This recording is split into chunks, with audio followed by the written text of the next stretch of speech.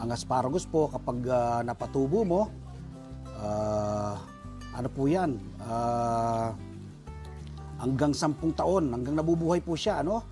Pwede ka pong mapakinabangan siya. So ibubudbud ko lang po ngayon dito. So separate ko, ano? Siguro ganito kong gawin, no? Yan. Yan. Ilalagay ko ngayon isa-isa rito. Yan. Bahagya pong didiligan. Bibisik-bisikin nyo lang po ganito. Yan. Bibisik-bisikin lang po bahagya. Ating punla na asparagus. Lalagyan ko ng pangalan itong ating bagong punla.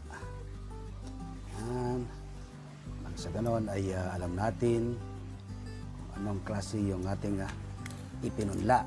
After 20 days ng ating pagkakapunla ng asparagus ay pwede na pong i-transplant. So yan, 20 days old na asparagus na ating ipinunla. Ganyan na po kalaki at inilipat tanim natin yan sa mga bote ng mineral water. Sa paglilipat tanim, gumamit lang po kayo ng ganitong tools, ano? Tapos kunin nyo po pati yung ugat. Yan, be sure po kasama yung ugat kapag nilipat tanim po ninyo. Yan, tanim po ninyo. So kasama po yung ugat. Lipat tanim natin na yun, nilagyan natin sa gitna. Kikita nyo, isang piraso lang po yan, pero mag-ano po yan, ano? Magkakaroon na mag-sprout. Ito. Yan. So yan po yung ating asparagus. Dito naman. Pagkalipat tanim, may maglagay lang po kayo ng paunang pataba, vermicast, no? So tigisang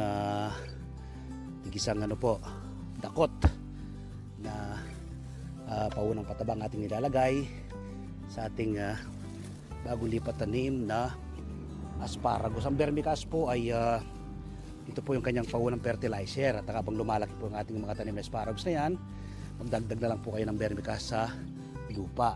Pagkalipat tanim ay bahagya lang pong diligan. Iwisk-wiskin nyo lang pong ganyan, no? Yan, iwisk-wiskin nyo lang pong bahagya. Ayan na po yung ating bagong lipat tanim na asparagus, no? Sa mga bote ng mineral water, at yung isa ay sa paso. Yan. Alright. So ayan po yung ating mga tanim na asparagus sa mga bote ng mineral water, no? So marami tayong ma-harvest. Ayan po. Ayan, kapag magpa-propagate ka, ayan po yung kanyang mga flower, no? Kanyang mga flower, yung flower na yan, magkakaroon po ng buto. Yun po yung seeds niya. Yan, dahil po pong flower, Yan. So kapag naitanim po yung asparagus, tuloy-tuloy ka pong harvest. Ito, dahil pong flower dito, dami tayong seeds na makukuha rito, Yan. Kita niyo po yung mga seeds. So meron po tayong nakatanim dyan sa paso. Yan, sa paso, sa mga bote ng mineral water. Ito pong ganitong pamamaraan, no? Wala kang enough space sa Metro Manila kayo nakatira. Ito po, no? Gawin niyo po yung ganito sa mga bote ng mineral water na self-watering. Napakataas po ng presyo nito. Ilang piraso lang po, 50 pesos kapag bumili ka. Ito, ang daming flower dito. Ayan mga buto niya, Ayan buto niya. So, yun.